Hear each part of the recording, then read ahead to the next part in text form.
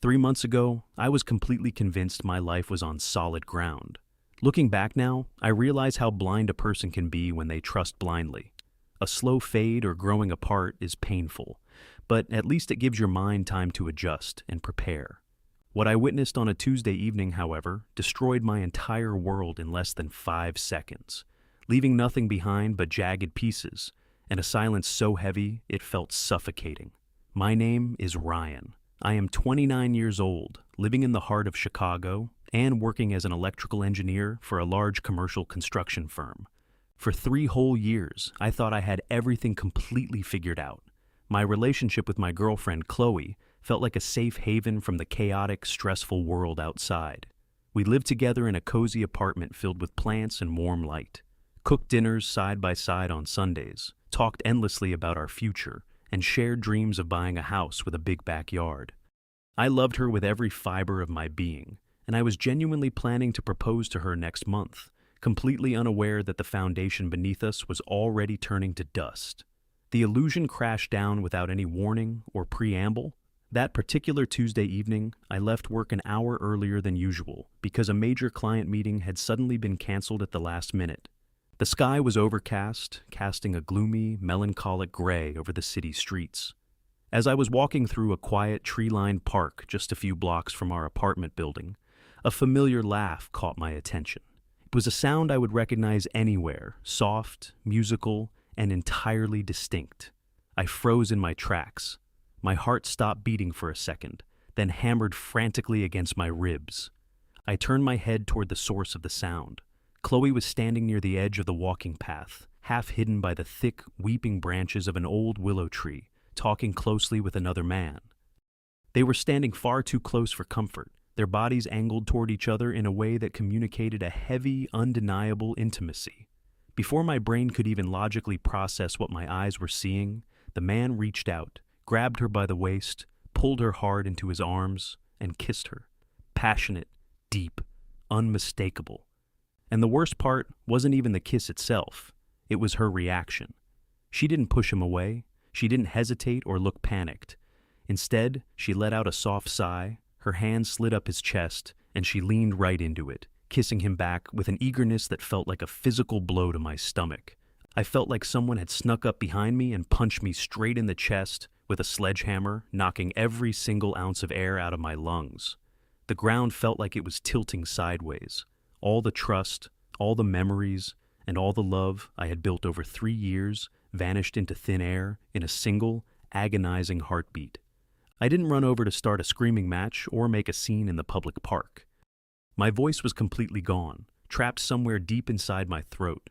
I just turned around silently, my legs moving on autopilot, walked back to our apartment, packed a suitcase in 10 frantic minutes, and left my keys right on the kitchen counter.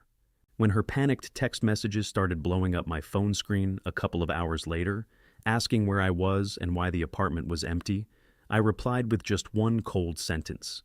I saw you in the park. We're done. Act 1. The void and throwing myself into work. The weeks that followed blurred together into a cold, relentless gray routine.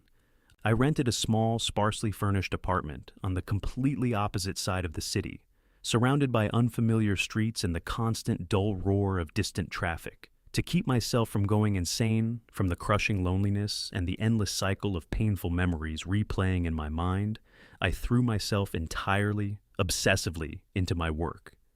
I took on extra shifts, volunteered for the most difficult night inspections at our construction sites, and stayed late at the office long after everyone else had gone home, desperately trying to exhaust my body enough so that I wouldn't have to think when my head hit the pillow at night. My supervisor, an observant older man named Marcus, noticed my extreme exhaustion and the dark circles under my eyes. Hoping to give me a fresh environment and a distraction, he transferred me to a massive, high-stakes new downtown renovation project, the complete structural overhaul of a historic landmark building. It was a massive undertaking that required constant daily coordination with various external contractors, designers, and specialists. And that is exactly where I met Sofia. Sofia was the lead architect assigned to the project. From day one, she was the exact opposite of everything I had just lived through. Sharp, incredibly honest, calm, analytical, and wonderfully transparent.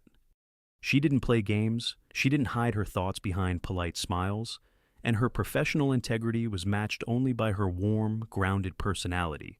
At first, our interactions were strictly professional, debating load-bearing walls, reviewing blueprints, arguing over material costs, and aligning on strict deadlines.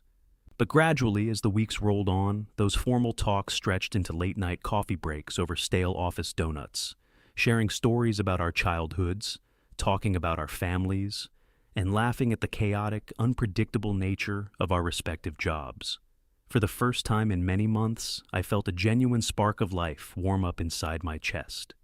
The invisible wall and fear. Yet, despite how much I genuinely enjoyed Sofia's company, and how naturally our conversations flowed, every single time things started getting closer or more personal between us, an invisible, terrifying wall slammed shut inside my head. One Friday evening, we were working late in the quiet office over final architectural blueprints, surrounded by scattered papers and glowing computer screens.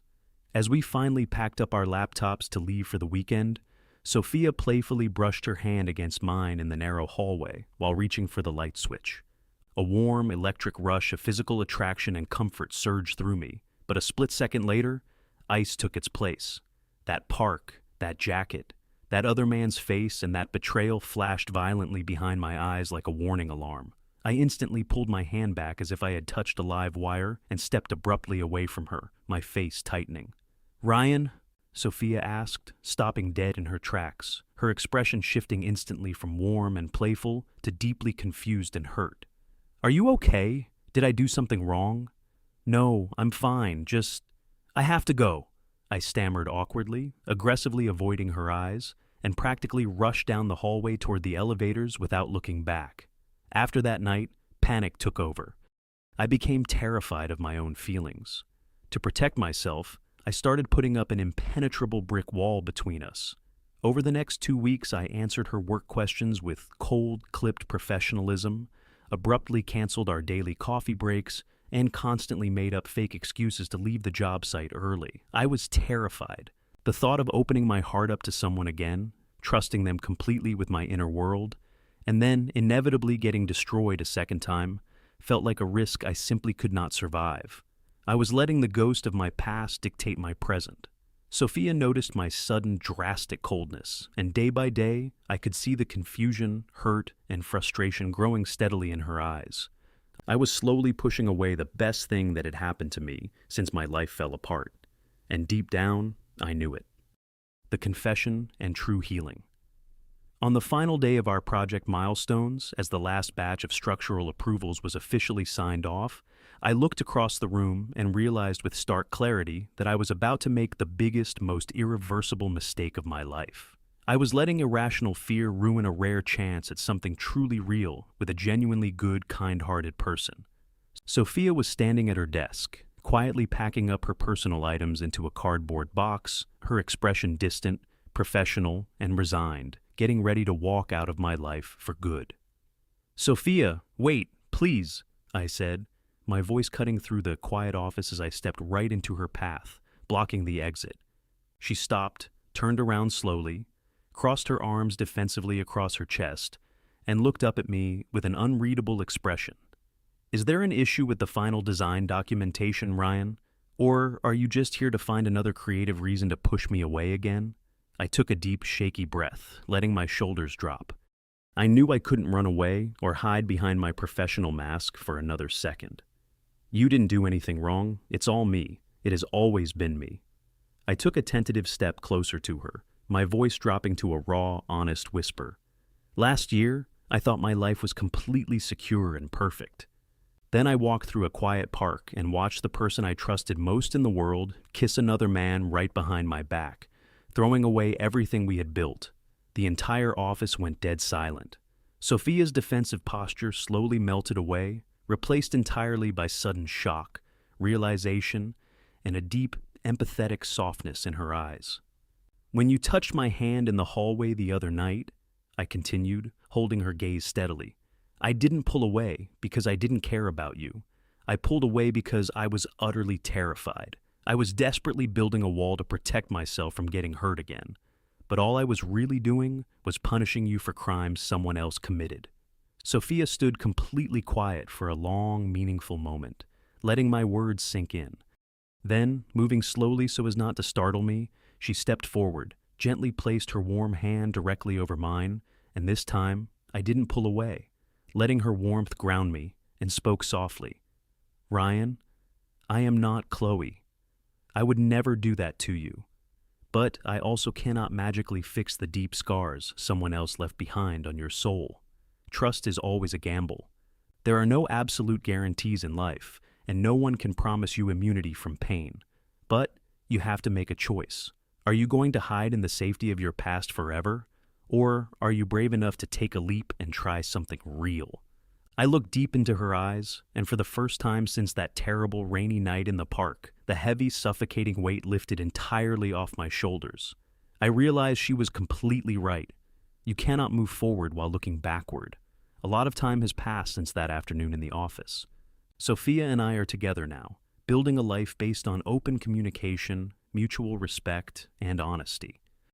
That painful journey taught me the most important, life-altering lesson of my entire existence. True healing does not come from a magical life where you never get hurt. It comes when you finally find a person who is worth taking the risk for all over again. Now, I know with absolute certainty that the past should never hold your future hostage. True love and peace begin right where your paralyzing fear of trusting again finally comes to an end, opening the door to a future you never dared to dream of.